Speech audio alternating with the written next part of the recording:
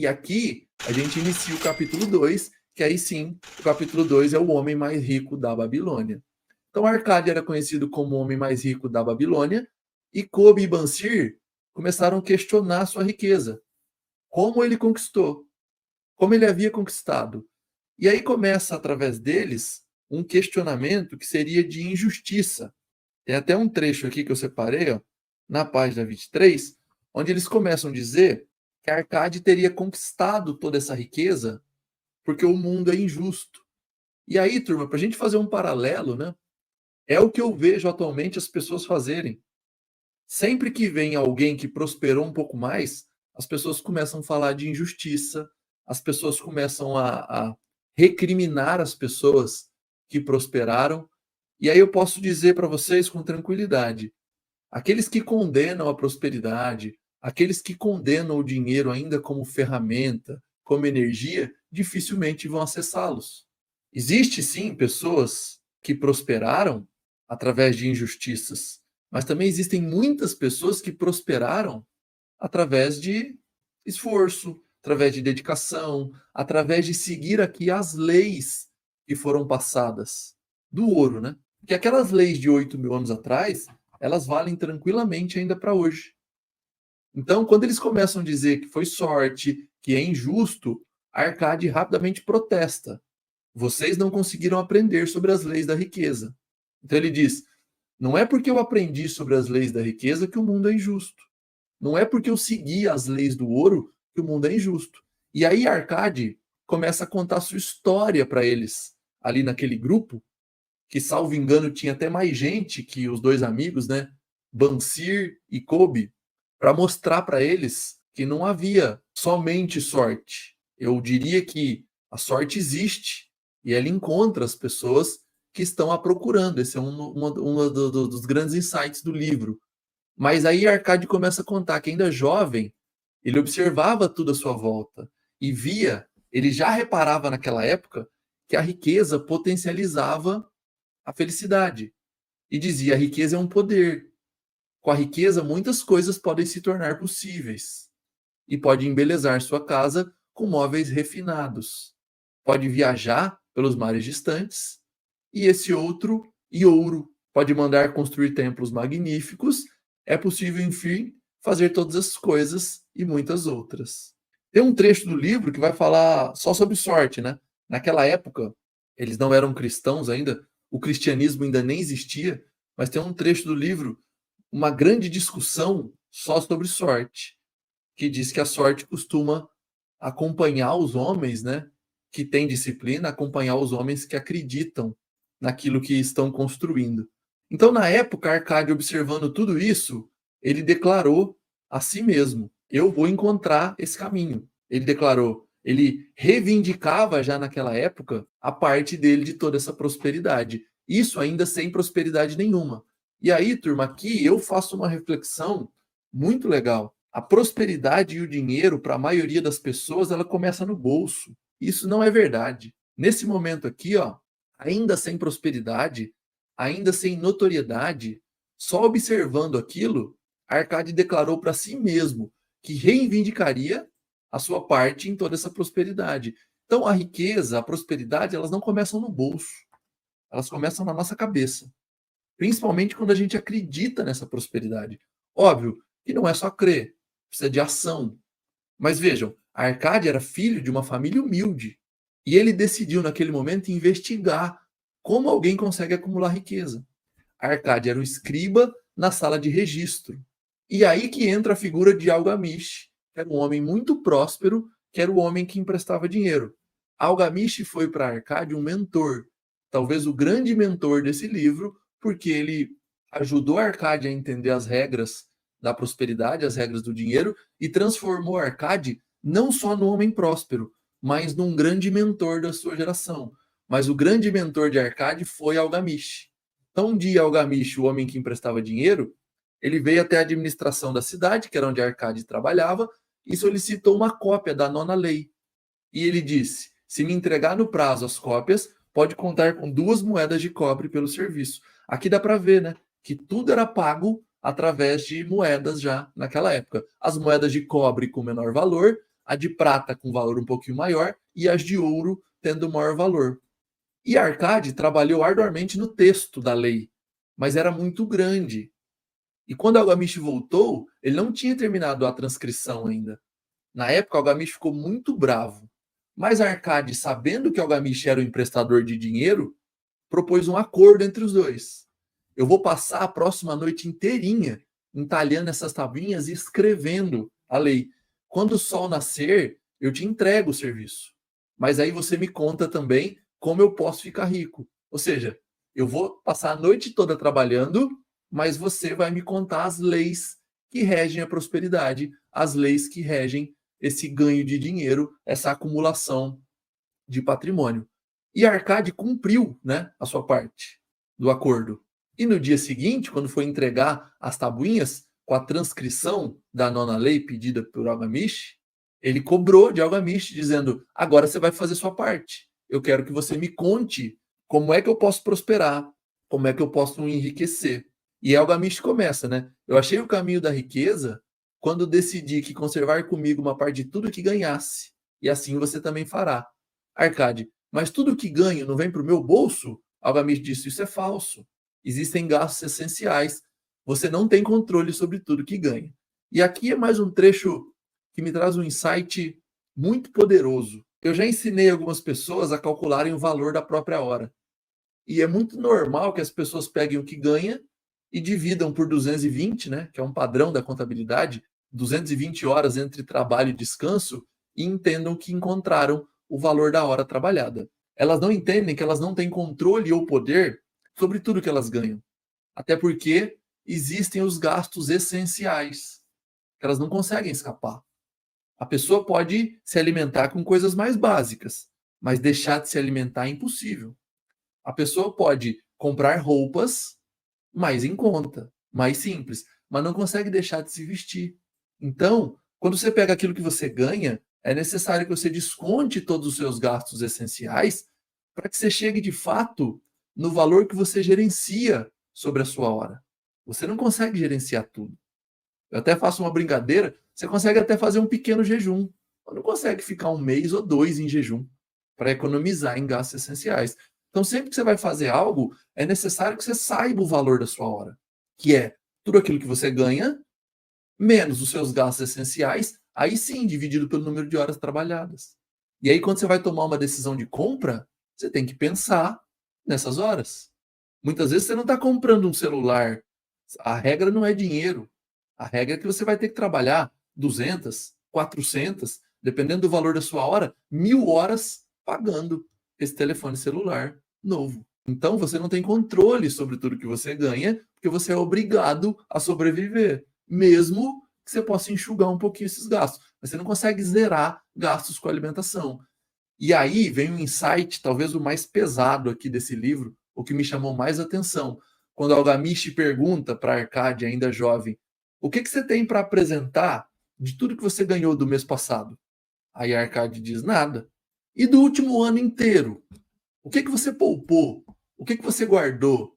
E Arcade diz novamente, nada. Se o dinheiro veio todo para o meu bolso, eu usei todo o dinheiro que eu tinha. E aí Algamish fala para mim a passagem mais dura e que mais traz reflexão desse livro, onde ele diz: louco, você paga todo mundo menos a si mesmo. Idiota, está trabalhando para os outros. E aí, ponto final, ele diz: bem melhor que isso faz o escravo, que trabalha para o seu dono em troca de comida e roupa. Então, pense o seguinte: se a gente fosse perguntado hoje, do mês passado, o que você tem para apresentar? O que você guardou do mês passado? E dos últimos 12 meses? De tudo que você ganhou, quanto você poupou e quanto você transformou em novos negócios, em novas rendas? E aí a maioria, turma, vai dizer nada. Pelo contrário, a grande maioria gastou mais do que recebeu. E se você perguntar para eles, a maior parte da população no Brasil, além de não ter nada do mês passado guardado, não ter nada dos últimos 12 meses, ainda carregou um punhado de dívidas. E aí eu diria, louco, idiota, você paga todo mundo, mas esquece de você mesmo. Esquece de fazer um compromisso com você mesmo. Muito melhor do que isso, fazia antigamente os escravos, que trabalhavam em troca de comida e bebida. Então, não quero ofender ninguém, mas esses poderiam facilmente ser chamados de louco ou de idiota, assim como Algamish fez com Arcade naquela época. É notório, pessoal, que não dá para gerar dinheiro sem dinheiro. Essa é uma regra básica do dinheiro. Dinheiro faz dinheiro. Dinheiro constrói mais dinheiro. É simples assim. Naquela época já era e hoje continua sendo. Para fazer dinheiro, precisa poupar dinheiro. E aí, Algamish diz para Arcade: cada moeda de ouro que você economizar é um escravo que pode trabalhar para você.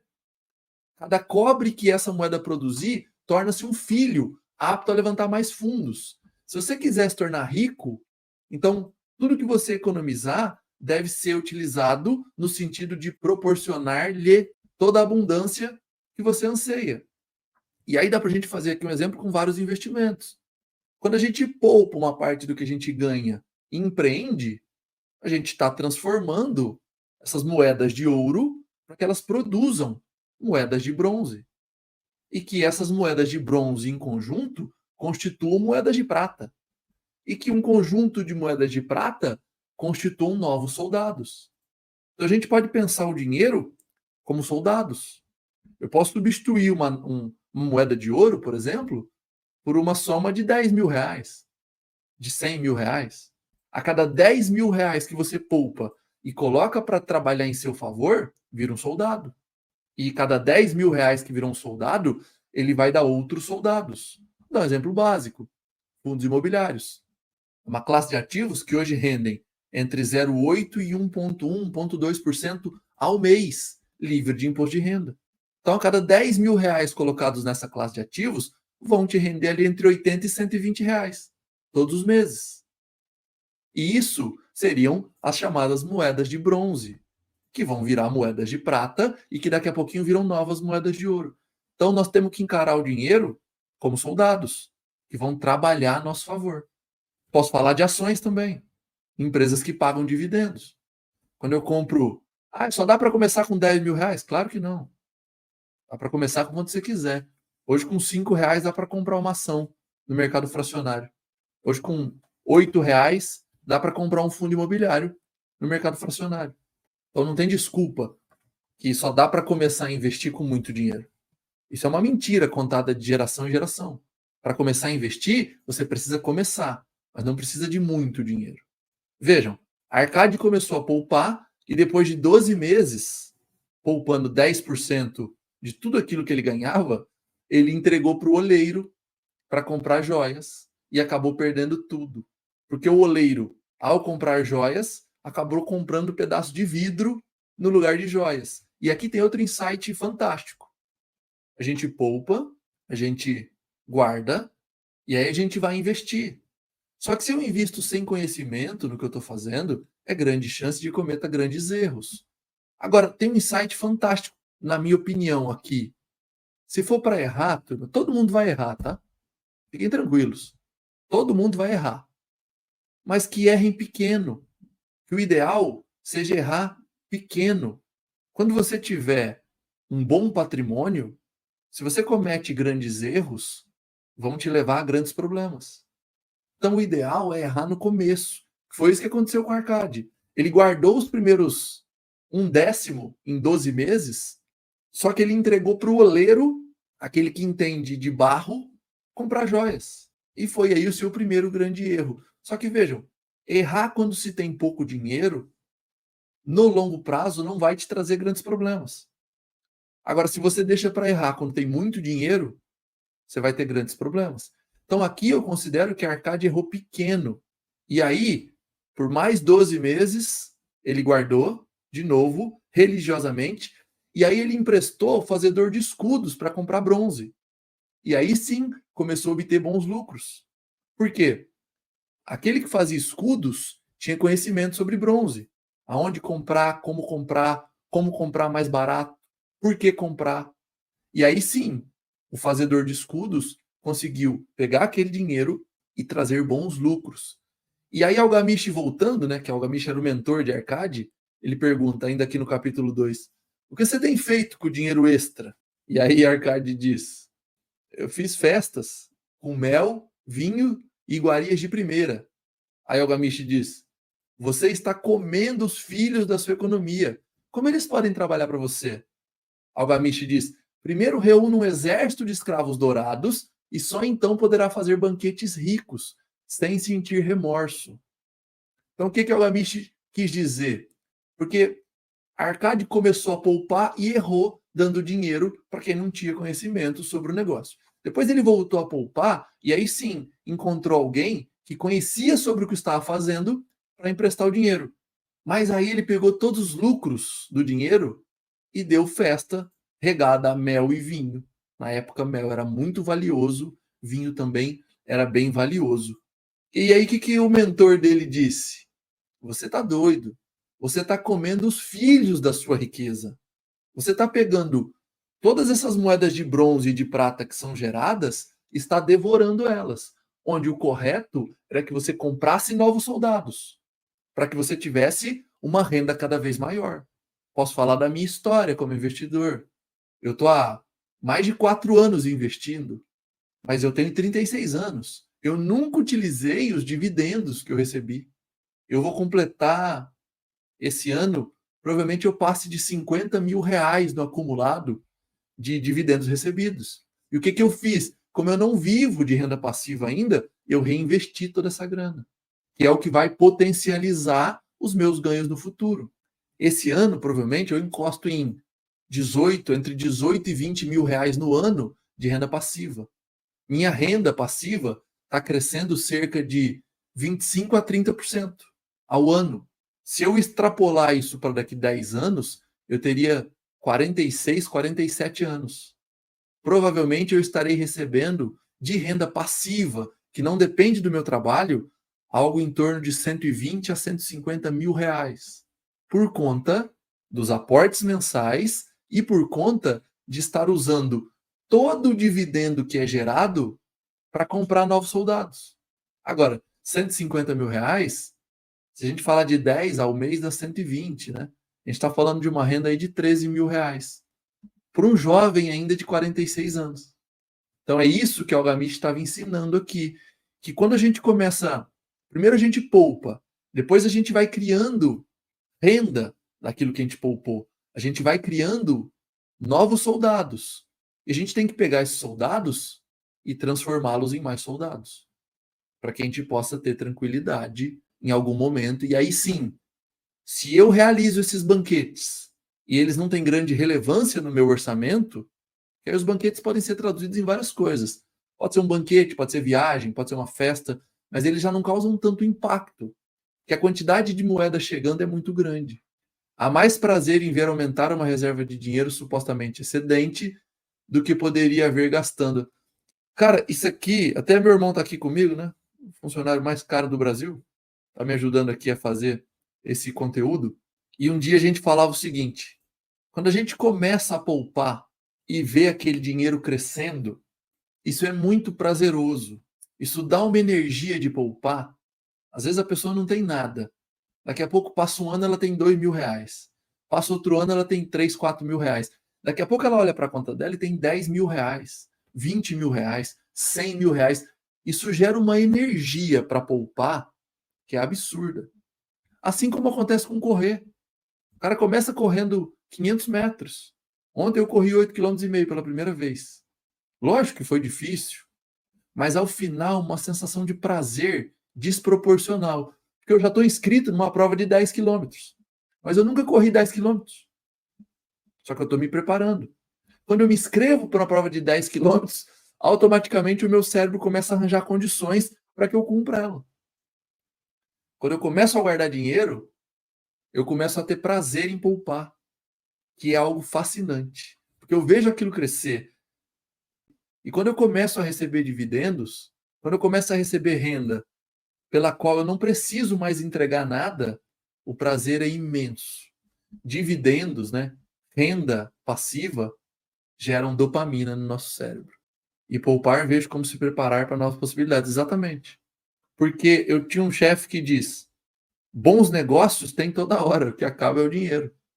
Então, quando você tem dinheiro, quando você poupou, novos negócios começam a aparecer, novas possibilidades começam a aparecer. E no fim das contas, né, aqui, a Arcade aprendeu a fazer o dinheiro trabalhar.